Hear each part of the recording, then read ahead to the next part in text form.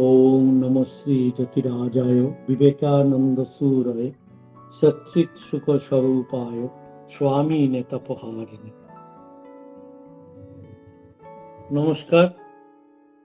এখানে উপস্থিত যারা আমার কথা শুনছেন এবং আমি বিভিন্ন সংগঠনের যারা উপস্থিত আছেন, তাদের সকলকে আমার আশ্রমের পক্ষ থেকে এবং আমার পক্ষ থেকে আমি যথাযোগ্য স্থানে প্রণাম, নমস্কার, শ্রদ্ধা। আমাকে একটু আগে বললেন যে খুব ভালো বক্তা নয়। আমি আগেই বলে দিই, আমি কোথাও বক্তৃতা দিতে বেরোই না।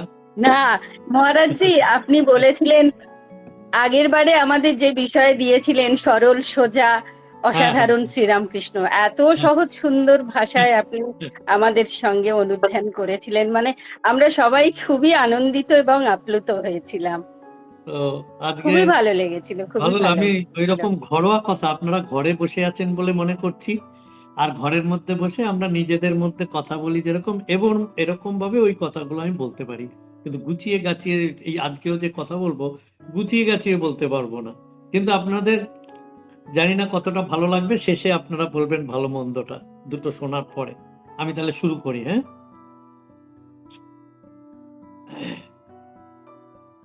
আমার স্বামী বিবেকানন্দের জীবন সম্বন্ধে সকলেরই জানা আছে, তবু আমি স্বামীজির আদর্শে অনুপ্রাণিত হয়ে একই কথা হয়তো আপনাদের কাছে বলবো। স্বামীজির পরিব্রাজক জীবনের বিশেষ উল্লেখযোগ্য ঘটনা। স্বামীজির পরিব্রাজক জীবন আরম্ভ হয়েছিল, ঠাকুর থাকতেই আরম্ভ করেছিলেন। উনি কিন্তু একবার বেরিয়েছিলেন বৃন্দাবনে যায় বলে, পরে আবার চলে আসে। তারপরে ঠাকুরের শরীর যাওয়ার পর থেকে উনি যে বেরিয়েছিলেন, পুরো পরিব্রাজক জীবনে সারা ভারতবর্ষ ঘুরে উনি চলে যায় বিদেশে, সেখান থেকে আবার ঘুরে পরে আসে। আমি সেদিকে যাচ্ছি না, আমার বলবার এই বিষয়গুলো আবার পরেরটার মধ্যে ডিটেলস বলবো। এখন যেটা ঘটনা সেটা হলো আমি যেটা বলবো সেটা হলো যে পরিব্রাজক জীবনের বিশেষ উল্লেখযোগ্য ঘটনা। প্রচুর ঘটনা আছে, আমি খুবই সামান্য কয়েকটা ঘটনা আমি আপনাদের কাছে তুলে ধরব। তার জীবন ঠাকুরের কাছ থেকে যা শিক্ষা পেয়েছিলেন তার থেকেও অধিকভাবে শিক্ষা লাভ করেছেন ঠাকুরের কৃপায় তার পরিব্রাজক জীবনে। তার পরিব্রাজক জীবনে তিনি শ্রীরামকৃষ্ণদের উপর নির্ভরশীল হয়েই সারা ভারতবর্ষে ঘুরে বেরিয়েছিলেন। যখনই পরিব্রাজক জীবনের বিপদ আপদ সংকট সামনে এসেছে, তখনই ঠাকুর শ্রীরামকৃষ্ণদেব ও শ্রীশ্রীমার স্মরণ করে প্রার্থনা করেছে এবং সেই সংকট বিপদ থেকে বহুবার মুক্তি পেয়েছেন। আমি স্বামীজির কয়েকটি মাত্র বিশেষ উল্লেখযোগ্য ঘটনা আবার বলছি, যে আমি বলছি যেখান থেকে স্বামীজি কিছু শিক্ষা লাভ করেছে এবং আমাদেরকে শিক্ষা লাভ করেছে। মানে উনি তো ভগবান, উনি আর কি শিক্ষা লাভ করবে, ওনার শিক্ষাটা আমাদেরই শিক্ষার জন্য। প্রথমেই তার পরিব্রাজক জীবনের যে ঘটনা মনে পড়ে তা হলো বারাণসী ধাম। বারাণসী ধামে এসেছেন স্বামীজি, একদিন দুর্গা মন্দির থেকে ফিরছেন, এমন সময় এক পাল বানর স্বামীজির পিছু নিয়েছেন। স্বামীজি দৌড়াতে লাগলেন, বানরগুলো পেছনে ছুটছে, মানে স্বামীজি দৌড়াচ্ছেন, বানরও দৌড়াচ্ছে। এমন সময় একজন বৃদ্ধ সন্ন্যাসী স্বামীজিকে দেখেছেন। একজন সন্ন্যাসী, সে বাদরের ভয়ে পালাচ্ছে, এটা দেখে ওই একজন বৃদ্ধ সন্ন্যাসী তাকে বলেছে, থামো, জানোয়ারগুলোর মুখোমুখি রুখে দাঁড়াও। স্বামীজি সাহস ভরে ফিরে দাঁড়ালেন। বানরগুলো প্রথমে প্রাথমিকভাবে তারাও থমকে দাঁড়ালো, তারপর ছুটে পালালো। এই যে ঘটনা, এই ঘটনা থেকে স্বামীজি জীবনের একটা মহৎ শিক্ষা পেয়েছিলেন। বিঘ্ন কিংবা বিপদ দেখে কখনো পালিয়ে যেতে নেই, নির্ভয়ে তার মুখোমুখি দাঁড়াতে হয়। পরবর্তী জীবনে একবার নিউ ইয়র্কে একটি বক্তৃতার সময় স্বামীজি এই ঘটনার উল্লেখ করে বলেছিলেন, এই হলো সারা জীবনের একটি শিক্ষা, ভয়ঙ্করের মুখোমুখি দাঁড়াও, সাহসের সঙ্গে তার সম্মুখীন হও। জীবনের দুঃখ কষ্ট আমাদের কাছ থেকে পিছু হটে যায়। যদি আমাদের মুক্তি পেতে হয় তবে প্রকৃতিকে জয় করে তা পেতে হবে। প্রকৃতি থেকে পালিয়ে গিয়ে নয়। কাপুরুষ কখনো জয়ী হয় না। যদি আমরা চাই যে ভয়, বাধা বিপত্তি এবং অজ্ঞতা আমাদের সামনে থেকে দূর হয়ে যাবে, তবে আমাদের সেগুলির বিরুদ্ধে যুদ্ধ ঘোষণা করতে হবে। কি সুন্দর কথা স্বামীজি। এখান থেকে তো আমাদেরই শিক্ষা। আমরা তো বাড়ির কোনো একটা ঘটনা যদি হয়, বাড়ির কেউ অসুখে পড়ে যায়, কোনো বিপদে আপদে পড়ে, আমরা তখন তার কাছ থেকে পালাতে পারলে বাঁচি। আমাদের যে আশেপাশের লোক থাকে, যাদের সাথে আমি চলাফেরা করছি, তারাও যদি বিপদে পড়ে যায়, আমরা বেশিরভাগ সাধারণ মানুষ বলি না এখন আর যাবো না, ওদের বাড়ির প্রবলেম হচ্ছে, সরে আসি। প্রবলেমটা কিভাবে সলভ হবে আমরা চেষ্টা করি না। এইটাই এখান থেকে, এই শিক্ষাটাই আমরা পেলাম। এটা গেল একটা।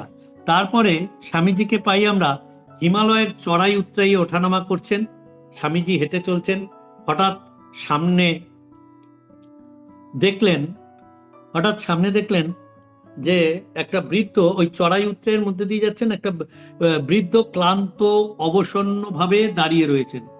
স্বামীজিকে দেখে বৃদ্ধ বললেন, মহারাজ, এত পথ যাব কি করে? আমি তো চলতেই পারছি না, আমার ছাতি ফেটে যাবে। স্বামীজি তাকে বললেন, নিজের পায়ের দিকে তাকান তো। পেছনে আপনার পায়ের তলায় যে পথ পড়ে আছে, আপনি তো মারিয়ে এসেছেন, আর সামনে যে পথ দেখছেন তাও তো সেই একই পথ। ওই পথটুকু শিগগিরই আপনি পা দিয়ে মারিয়ে যাবেন। স্বামীজির এই কথাতে বৃদ্ধের নৈরাশ্যটা কেটে গেল। তিনি আবার পথ চলতে লাগলেন। এই ঘটনা আমার জীবনে হয়েছে। আমি যখন 4 ধামে গিয়েছিলাম, তো আমি কোনোদিন তার আগে, 2001 সালের কথা বলছি, কোনোদিন আমি তার আগে পাহাড়ে চড়িনি। আমার জন্ম কলকাতাতে, আমি কলকাতাতেই ছিলাম, কিন্তু কোনোদিন আমি পাহাড়ে চড়িনি। ওই প্রথম যাই 4 ধাম করতে, তার মধ্যে গিয়েছিলাম ওই যমুনোত্রী ফার্স্ট। একজন মহারাজ ছিলেন, সমীর মহারাজ, ওনার সন্ন্যাস নামটা সন্নিরুদ্ধানন্দ বা এরকম কিছু, আমি ভুলে গেছি নামটা। সমীর মহারাজ নরেন্দ্রপুরে তখন ছিলেন, এখন আগরতলায় আছেন তিনি। তো তার সাথে আমি গেছিলাম। তো গিয়ে আমি দেখছি যে যখন হাঁটাটা শুরু করেছি ওর মধ্যে, তো আমি দেখছি আর পারছি না। তো এইটার সাথে এটার মিল আছে বলে আমি একটুখানি গল্প করেই আপনাদেরকে বলছি। তো আমি বললাম যে মহারাজ, আমি যাব না, আপনি যান, তো আমি এখানে বসে আছি, আপনি ফিরে এলে আমি চলে যাব। বলে, তুমি সাধু, মরলে তুমি এখানে মরবে, তুমি আমার সাথে যাবে। বললাম, না আমি যাব না। বলে, শোনো, তোমার জন্য আমি একটা পালকি করছি, ওই ঝোড়া নিয়ে যাবে। তো ঝোড়ার মধ্যে আমাকে উঠিয়ে জোর করেই এক প্রকার নিয়ে যাচ্ছে। তো তখনও 7 কিলোমিটার বাকি ছিল আর উঠতে। প্রথম পাহাড়টা 4 ধাম করব, তার একদম ওটা 5-6 ধাম করেছি আর কি শেষে। তো গিয়ে আমি সবে মানে ওই ঝাঁকাটা করে ওরা নিয়ে যাচ্ছে, 4টে ইয়াং ছেলে, আর এরকম করে আওয়াজ করে করে বেশ রিদিমে নিয়ে চলে যাচ্ছে। 1 কিলোমিটারের মধ্যে যাচ্ছি, তার মধ্যে যা দেখি একটা বুড়ি 2 হাতে 2 লাঠি নিয়ে এরকম করে ভর দিয়ে নেমে আসছে। মানে সকালবেলায় বেরিয়েছিল, আমি তো 7টায় যাচ্ছি, ওরা ভোরবেলায় বেরিয়ে গেছিল, তারা নেমে আসছে। আর আমি যখন ওর উপরে থেকে যাচ্ছি, তখন আমার দেখে মনে হচ্ছে এই বুড়িটা, সে চলতে ফিরতে পারে না, সে ওরকম করে যাচ্ছে, আর আমি এখানে এরকম ভাবে যাচ্ছি। এরকম করে বলতে বলতে এরপরে আপনার আরেকটু কিছু গেছি। একটা 6.5 ফুট 7 ফুটের মধ্যে একটি লোক, ভীষণ মোটা, ভীষণ, মানে একটা পা তার 1 মিনিট পড়বে এরকম ভাবে। সেই লোকটা দেখি এরকম করে দাঁড়িয়ে, সে হেঁটে হেঁটে বেরিয়ে গেল, সেও বেরিয়ে আমার আগে আবার ফিরে আসছে। তো আমাকে দেখে বলছে, বাবাজি, আপনি ইয়েতে চড়ছেন, কি দুলিতে উঠেছেন? তো এইসব কথা বলতে আমার একটু মনের মধ্যে হলো, মানে খারাপ লাগলো। আমি সাধু কেন এরকম করব, কেউ উঠছে না, চলো আমিও যাব। এই করতে গিয়ে আমি ওখান থেকে নেমে গেছি। আর ছেলেগুলো 4টে যে নিয়ে গেছে, সে বলছে, বাবাজি, এমনিতেই টাকা আপনার থেকে কম নিয়েছি, টাকা কিন্তু আমরা ছাড়বো না। আমি বললাম, না তুমি আমাদের ব্যাগ ট্যাগ গুলো নিয়ে চলো। বিশ্বাস করুন, তারপরে কিন্তু আমার আর কোনো কষ্ট হয়নি।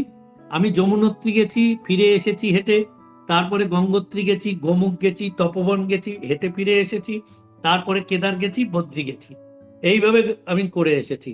তো এই যে স্বামীজির যে কথাগুলো, সেই কথাগুলো এইভাবেই, মানে প্রত্যেকটা পদে পদে তিনি যে কথাগুলো বলেছেন এই পরিব্রাজক জীবনের বিভিন্ন ঘটনা, এগুলো আমাকে খুব উৎসাহিত করে। এরপরে স্বামীজি হাঁটতে হাঁটতে এসে এক সময় বৃন্দাবনের কাছে এসে পৌঁছে। পরিব্রাজক জীবনের আমি আগে পরে ঘটনাগুলোকে বলছি, অত সাজানো নেই, আপনারা মনে মনে একটু সাজিয়ে নেবেন। আমি খালি পরিব্রাজক জীবনের বিশেষ ঘটনাগুলোই তুলে ধরছি, যেগুলো বিশেষ উল্লেখযোগ্য। হাঁটতে হাঁটতে বৃন্দাবনের কাছাকাছি এসে পৌঁছেছেন। সেখানে মানুষ খুব কম, গরিব লোক, নিচু জাতির মানুষ বাস করেন। অনেকক্ষণ ধরে হাঁটছিলেন, আর সেখানকার লোক কেউ কেউ ধূমপান করছেন রাস্তার মধ্যে, স্বামীজি দেখছেন। স্বামীজির খুব ইচ্ছে হলো ধূমপান করেন। আপনারা তো জানেন, ঠাকুরও নিজের ধূমপান করার জন্য মানে করতেন স্বামীজির জন্য, স্বামীজিকে কোলের মধ্যে বসিয়ে খাইয়েছেন। এখন একটা পরিব্রাজক জীবনে তার কাছে কানাকড়িও নেই, সোজা হেঁটে যাচ্ছে রৌদ্রের মধ্যে দিয়ে খালি পায়ে, একজন পরিব্রাজক জীবনে সে হাঁটছে। তো তার একটু নেশা করার ইচ্ছা হয়েছে, কি নেশা করবে না ওই তামাকু সেবন করবে। তো গিয়ে একটা লোকের কাছে গিয়ে না চেয়েছি। এই কথা শুনে ওই লোকটি বলছে যে প্রথমে যখন চেয়েছে যে আমাকে তোমার একটু তামাকের এক ছিলিম দেবে, তো বলছে সবাই, সে ভয় পিছনে সরে গেছে। প্রথমে বলল, সরে গিয়ে বলছে, মহারাজ আপনি সাধু, আমি ভাঙ্গি। ভাঙ্গি মানে হচ্ছে মেথর। স্বামীজি আরো কিছু না বলে নিজের পথ ধরে চলতে লাগলেন। কিছু দূর গিয়েছে, যেতেই তার মনে হলো আমি না সন্ন্যাসী, আমি না জাতিবোধ, পারিবারিক সম্বন্ধ সবকিছুই ত্যাগ করেছি, আর আমি কিনা মেথরের ছোঁয়া ছিলিম তামাক খেতে পাচ্ছি না। ছি ছি ছি ছি। তৎক্ষণাৎ ফিরে এসে তিনি মেথরটির আপত্তি সত্ত্বেও তার ছিলিম তাকে দিয়েই তামাক সাজালেন। তারপর সেই ছিলিম মুখে লাগিয়ে মহা আনন্দে ধূমপান করতে লেগে গেলেন। এই হচ্ছে স্বামীজি। এইরকম আপনাকে আরেকটা ঘটনা আমি বলবো, সেটা খুব প্রাণে আমার লাগে। এটা একটা বিশেষ ঘটনা। ক্ষেত্রীতে, এখন সপ্তর্ষি মহারাজ রয়েছেন ওখানে, ক্ষেত্রীর ঘটনা। স্বামীজি উঠেছেন ওখানে আর কি। তো সন্ধ্যেবেলায় রাজা ঠিক করেছিলেন, ওখানকার ওই ক্ষেত্রী রাজা একটা সঙ্গীতের আয়োজন করেছেন। তো একজন বাইজি সেখানে গান গাইবে। স্বামীজি আগে জানে না, রাজার অতিথি, ওদের যেরকম নিয়ম আছে সেই নিয়মে বাইজিকে ডেকে আনছে, গান গাইবে। রাজা তাকে গান শুনতে আমন্ত্রণ জানালে লোক পাঠালেন। স্বামীজি শুনে বললেন, আমি যাব না। বলছেন সন্ন্যাসীর পক্ষে এরকম আসরে থাকা অনুচিত। গায়িকায়তে মর্মাহত হয়ে স্বামীজি এটা বলে ওখানে গেছিলেন। গিয়ে মানে স্বামীজি বেরিয়ে যাচ্ছেন, সেই সময় ওই যে বাইজি যে গানটা ধরেছিলেন আপনারা সকলেই জানেন, প্রভু আমারে প্রভু অবগুণ চিত না ধরো, সমদর সিহা নাম তিহারো, অব মহি পারও করো। প্রভু আমার দোষ দেখো না, তোমার নাম সমদর্শী, আমাকে উদ্ধার করো। স্বামীজির কানে গানটির এই মর্মটা পৌঁছাতেই স্বামীজি ফিরে এলেন। গানটি ছত্রে ছত্রে যে ওই যে একটু বাইজি মহিলা, তার গানের এই ছত্রে ছত্রে যে এই সত্যটি প্রকাশিত যে ভগবান সর্ববস্তুতে বিরাজ করছেন, গানটি শুনে স্বামীজির মনে মনে নিজেকে ধিক্কার দিলেন, এই কি আমার সন্ন্যাস? আমি সন্ন্যাসী, অথচ আমার এই নারীর মধ্যে আমার ভেদ জ্ঞান রয়ে গেছে। তার চোখটা খুলে গেলেন, তিনি চোখ বুঝলেন, সবার মধ্যে তো সেই একই সত্তা, কাউকে তিনি ঘৃণা করতে পারেন না। তৎক্ষণাৎ স্বামীজি সঙ্গীতের আসরে উপস্থিত হলেন। শোনা যায়, আমিও শুনেছি ওখানে যখন গেলাম, গিয়ে ওই মহারাজদের মুখে মুখে শোনা যায় এগুলো, যে শোনা যায় যে গান হয়ে যাওয়ার পরে বাইজিকে মাতৃ সম্বোধন করে তার কাছে স্বামীজি ক্ষমা প্রার্থনা করেছিলেন। আচ্ছা, আমি একটু মাঝখানে একটু ডিস্টার্ব করছি, আমার গলাটা ভেঙে রয়েছে আজকে 2 মাস 2.5 মাস, ঠিকই হচ্ছে না, তো একটু ফ্যার ফ্যার ফ্যার ফ্যার করছে গলাটা, বুঝছেন, একটু বুঝে নেবেন। আচ্ছা, তারপরে আরো একটা ঘটনায় আরেকটা আছে, এটাও খুব সাংঘাতিক। মানে এইসব ঘটনাগুলো দেখলে খুব মানে আমরা খুব অনুপ্রাণিত হই আর কি। রাজস্থানের একটা রেল স্টেশনে স্বামীজি আছেন, সারাদিন তার কাছে লোক আসছে, নানা প্রশ্ন তাদের, স্বামীজি সব প্রশ্নের উত্তর দিয়ে যাচ্ছেন। লোক আসার শেষ নেই, স্বামীজির ধর্ম প্রসঙ্গেও বিরাম নেই, নানা লোকে নানা রকম আসছে, ধর্ম প্রসঙ্গ করছে, বলে যাচ্ছে। এতে লোক আসছে কিন্তু কেউ একবারও খোঁজ করছে না স্বামীজির খাওয়া হয়েছে কিনা। এইভাবে পরপর 3 দিন সম্পূর্ণ অনাহারে থেকে স্বামীজি ধর্ম প্রসঙ্গ করেই চলেছেন, জল পর্যন্ত খেতে পারেননি। তৃতীয় দিন রাত্রে সবাই চলে যাওয়ার পর একটা গরিব লোক এসে তাকে জিজ্ঞাসা করলো, মহারাজ আপনি 3 দিন তো অনবরত কথাই বলছেন, জল পর্যন্ত খাননি, এতে আমার প্রাণে বড় ব্যথা লেগেছে। স্বামীজির মনে হলো স্বয়ং ভগবানই দীনবেশে এসেছেন। তিনি বললেন, তুমি আমায় কিছু খেতে দেবে? লোকটি জাতিতে ছিল চামার। সে বলল, আমার প্রাণ তো তাই চায়, কিন্তু আমার তৈরি রুটি আপনাকে দেব কি করে? আজ্ঞা হয়তো আমি আটা ডাল এনে দিই, আপনি ডাল রুটি বানিয়ে নিন। স্বামীজি বললেন, না না না, তোমার রুটি, তোমার তৈরি রুটি আমাকে দাও, আমি তাই খাবো। লোকটা শুনে ভয় পেল।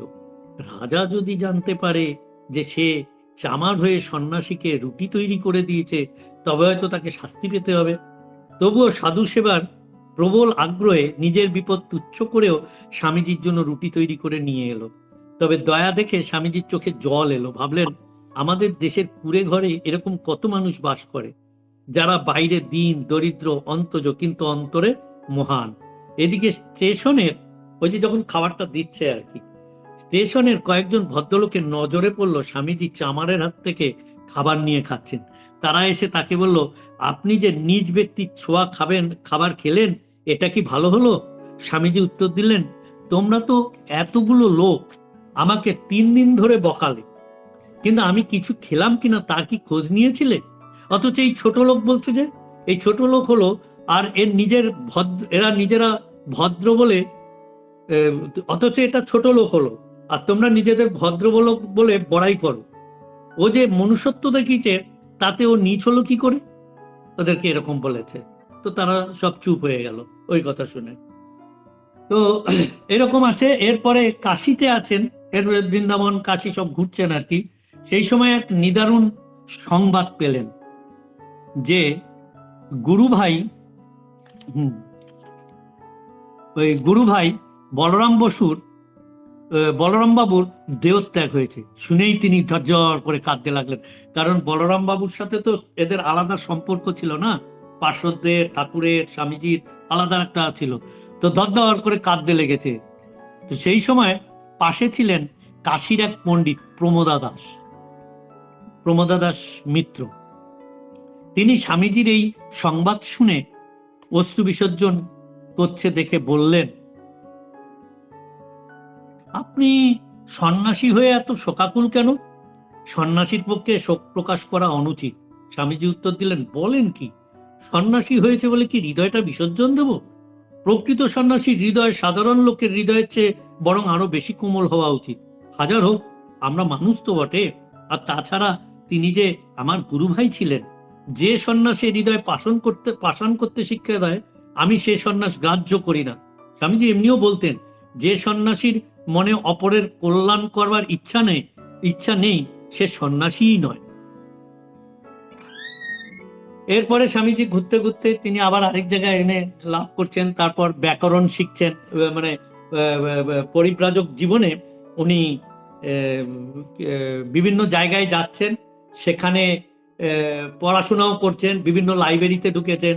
তো এইরকম একটা জায়গায় গেছেন যেখানে কয়েকজন গুরু ভাইদের পেয়ে উনি সংস্কৃত শিক্ষা করছেন এবং বিভিন্ন বই পড়েছেন, বিভিন্ন বই পড়ছেন।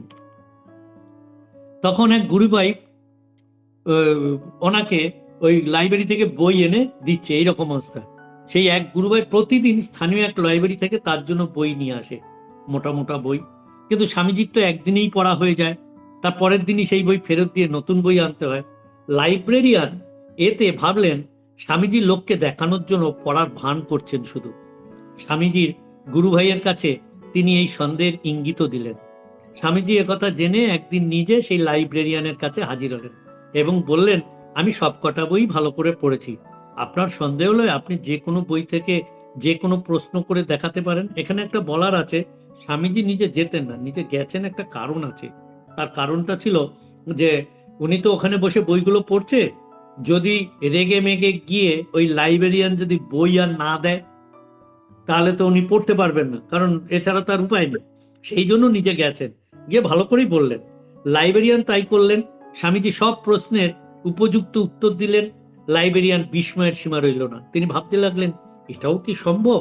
এটার উত্তরও আছে। ওই যখন তিনি পড়ছেন, একসময় রাজা, ক্ষেত্রী রাজাও এক সময় দেখেছিল এটা, ক্ষেত্রী রাজার সঙ্গে হয়েছিল এরকম একটা ঘটনা। রাজা লক্ষ্য করছেন পড়বার সময় আর কি, বইয়ের দিকে তাকিয়ে খুব তাড়াতাড়ি পৃষ্ঠাগুলোকে উল্টে দিচ্ছেন, তাতেই তার গোটা বইটা পড়া হয়ে যায়। স্বামীজিকে জিজ্ঞাসা করলেন, কি করে এটা সম্ভব? স্বামীজি বুঝিয়ে বললেন, ছোট ছেলে যখন প্রথম পড়তে শেখে তখন সে একটা অক্ষর 2-3 বার উচ্চারণ করে, তবে সে শব্দটি পড়তে পারে। তখন তার নজর থাকে এক একটা অক্ষরের উপরে। আর কিছুদিন শেখার পরে সে অক্ষর ধরে পড়ে না, তার নজর থাকে এক একটি শব্দের দিকে। আরো অভ্যাসের পরে সে এক নজরেই এক একটা বাক্য ধরে পড়তে পারে। আমরা যেরকম একটা বাক্য ধরে অন্তত দেখতে পারি, এক লাইনে একবারে দেখে নি, পড়তে পারে। আরো অভ্যাসের পরে সে এক নজরে এক একটা বাক্য ধরে পড়তে পারে। এমনি ভাবে ক্রমশ ভাব গ্রহণের ক্ষমতা বাড়িয়ে গেলে এক নজরে একটা পৃষ্ঠা পড়ে ফেলা যায়। তিনি সেইভাবেই পড়েন। স্বামীজি আরো বলেন, এ শুধু অভ্যাস, ব্রহ্মচর্য, একাগ্রতার ফল। যে কেউ চেষ্টা করলেও তা করতে পারে। বেলগাঁওয়ের হরিপদ মিত্রকে একবার তিনি চার্লস ডিকেন্সের পিকুইক পেপার্স থেকে অনর্গল মুখস্থ বলে অবাক করে দিয়েছিলেন। হরিপদ মিত্র আরো অবাক হয়েছিলেন যখন শুনেছিলেন স্বামীজি ওই বইটা মাত্র 2 বার পড়েই এরকম মুখস্থ করে ফেলেছেন। স্বামীজি হরিপদ মিত্রকে বললেন, একাগ্রতা ও ব্রহ্মচর্যের ফলে এরকম স্মৃতিশক্তি হওয়া সম্ভব। বিদেশে ফিরে আসার পরেও ঘটনা এটা আছে। নতুন এক সেই এনসাইক্লোপিডিয়া ব্রিটানিকা আনা হয়েছে, স্বামীজির ঘরে সেগুলো রেখে দেওয়া আছে। শিষ্য শরৎচন্দ্র চক্রবর্তী সেগুলো দেখে মন্তব্য করেন, এত বই এক জীবনে পড়া দুর্ঘট। স্বামীজি শুনে বললেন, কি বলছিস? এই 10খানা বই থেকে আমায় যা ইচ্ছা জিজ্ঞাসা কর, সব বলে দেবো। শিষ্য জানতেন না যে স্বামীজি ইতিমধ্যে 10 খণ্ড বই পড়ে ফেলেছেন এবং এখন 11 খণ্ডটি পড়ছেন। স্বামীজির কথা মতো পরীক্ষা করে তিনি অবাক হয়ে গেলেন। স্বামীজি শুধু তার সব প্রশ্নের উত্তর দিলেন না, অনেক ক্ষেত্রে এনসাইক্লোপিডিয়াতে ভাষা পর্যন্ত হুবহু মুখস্থ করে বলে গেলেন। শিষ্যকে স্বামীজি বললেন, দেখলি, একমাত্র ব্রহ্মচর্য পালন ঠিক ঠিক করতে পারলে সমস্ত বিদ্যা মুহূর্তে আয়ত্ত হয়ে যায়, শ্রুতিধর স্মৃতিধর হয়। এরকম অনেক ঘটনা আছে, বললে বলতেই থাকতে হবে। এরপরের ঘটনা ক্ষেত্রী রাজার সঙ্গে পরিচয় হবার পর হয়েছিল। স্বামীজি তখন ক্ষেত্রী রাজার অতিথি,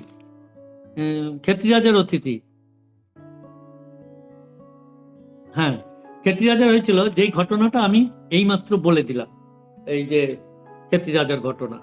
তো এরপরে বলি, পরিবারক জীবনে 2টো ঘটনা আমার মনে লাগে, এবার আমি শেষ করবো 2টো ঘটনা বলে। খুব মানে মনের মধ্যে আমার মাঝে মাঝেই মনে হয়, স্বামী যখন বিদেশে যাচ্ছে, সবকিছু ঠিক হয়ে যাচ্ছে, বিদেশে যাচ্ছে। এটা বলছি এই কারণে, আপনারাও একটু জানেন ব্যাপারটা। তো স্বামীজি তো একটা আলখাল্লার মতো পড়ে জাহাজের মধ্যে উঠে যাচ্ছেন। তো যেতে যেতে যেতে যেতে ওই ওখানে আরেকজন, বিভিন্ন শিল্পপতিরাও ওই তখন ওই জাহাজে করে বিভিন্ন জায়গায় যায়।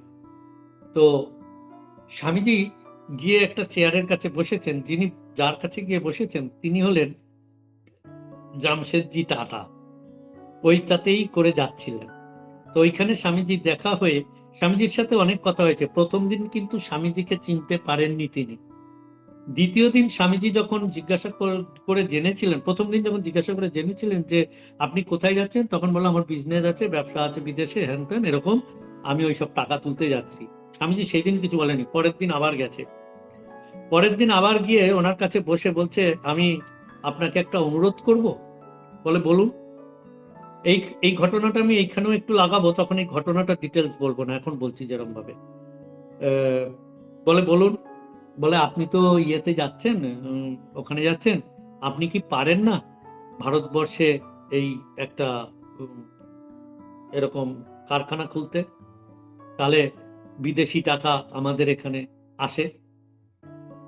এরকম যেতে যেতে 2-3 বার 2-3 জায়গায় বলেছে। সবার লাস্ট জাপানে যখন উনি নামছেন, তখনও উনি পেছন থেকে কোটটা টেনে ধরে বলছেন, আমার কথাটা একটু খেয়াল রাখবেন। এটা একটা নির্দিষ্ট, এটা হচ্ছে ওই প্রেমের কথা, যখন দেশ প্রেমের কথা বলবো তখন এই শব্দটা আমি, এই ঘটনাটাও একটু লাগাবো। এই একটা আছে। আর একটা বিশেষ ঘটনা, এটাও আমি ওই দেশপ্রেম কথা বলতে গেলে তখন এই ঘটনাটা বলবো, এখন শুধু সংক্ষেপে একটি বলেই আমি শেষ করছি। সেটা হলো, স্বামীজি সারা ভারতবর্ষ ঘুরে ঘুরে গিয়ে কন্যাকুমারী থেকে গিয়ে ওখানে গিয়ে শেষ শিলাখণ্ড, দাক্ষিণাত্যের শেষ শিলাখণ্ডতে গিয়ে বসে ভারতবর্ষের কথা ভেবেছিলেন। তো আমি এই ভেবে কি ভেবেছিলেন সেটা আপনারা ভাবুন, আমি এটা এখানেই শেষ করছি, সেই ভাবনাটা আমি পরক্ষণে আবার বলছি।